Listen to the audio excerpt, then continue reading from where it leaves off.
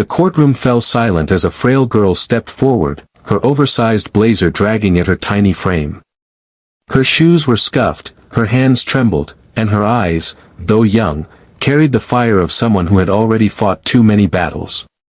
"Your Honor," she said, her voice steady despite the lump in her throat, "I am my father's lawyer." A collective gasp echoed through the room. The judge looked down over his glasses, surprised. The prosecutor scoffed, flipping his files with a smirk. But the girl didn't waver. She held her head high, not out of pride, but because she had no other choice. Her name was Zoya Williams, a 17-year-old from the rough side of Chicago. She had grown up in a cramped one-bedroom apartment with her father, James Williams, a janitor wrongly accused of theft from the luxury hotel where he worked for 22 years. The hotel's security camera malfunctioned the night $30,000 went missing, and the only evidence presented was that James was seen near the vault before the money vanished. He was innocent. Zoya knew that like she knew her own heartbeat. Because James, the man who raised her alone after her mother died, wouldn't even take $1 from the sidewalk without turning it in. But the world doesn't often believe the poor. So, Zoya did the unthinkable. While juggling 3 part-time jobs, she spent 2 years reading legal textbooks borrowed from a public library. She sat in on local court trials, studied criminal law online, and watched YouTube lectures late into the night with cracked headphones. She didn't have a degree or a license, but in this hearing, she had permission to speak on his behalf under a special clause in Illinois juvenile law allowing family advocacy in non-jury pretrial motions.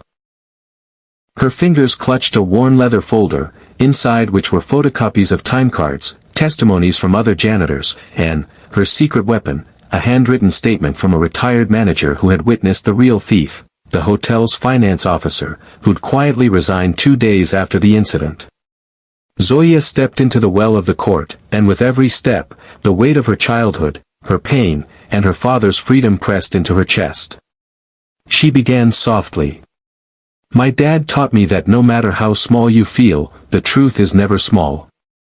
He's the man who packed my lunch even when he didn't eat. Who ironed his uniform and walked through snow at 5 a.m. so I could stay in school." She took a breath and raised a photo. This was taken the night they say he stole the money. But look closely, there's a timestamp mismatch.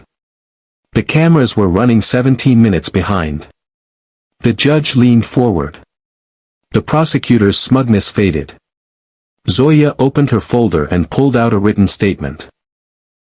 "And this," she said, her voice shaking now, "is from Mr. Lionel Harkins, the retired manager who saw the real suspect leaving the vault. He was too scared to come forward, until last week. He's here today." Gasps again. Heads turned as an elderly man in a tan coat stood up at the back of the courtroom. The prosecutor's face paled. "I'm sorry I stayed silent," Mr. Harkins said softly. "But that girl made me brave." The judge looked stunned. After a long silence, he cleared his throat. "This changes everything." The next 2 hours were a blur, legal motions, a request for a formal investigation, and finally, the judge's order: James Williams would be released pending a full inquiry, and charges against him would likely be dropped. Zoya fell to her knees in relief, tears streaming down her face. Her father rushed to her, chains still clinking around his wrists, and hugged her tighter than he ever had before.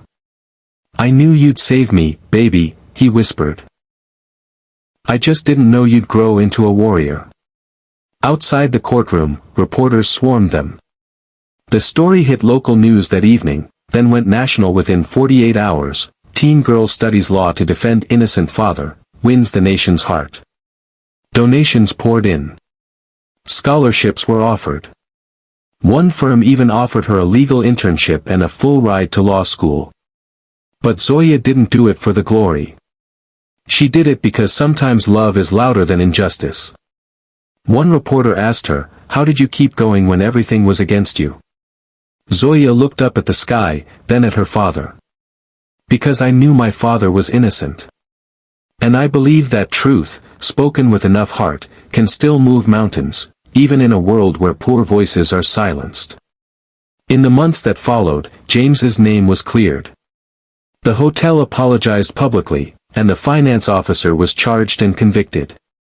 Zoya enrolled in law school that fall with the first pair of brand new shoes she'd ever owned. She kept the old blazer, though, the one that made her look ridiculous that day in court, because it reminded her of where she came from. And years later, when she stood in front of a crowd of graduates as the keynote speaker at her own law school, she said, "Justice isn't just a courtroom. It's a daughter who won't give up. A stranger who finds courage. A judge who listens. We each carry the power to fight for someone else. That's what makes us human. That's what makes us hope."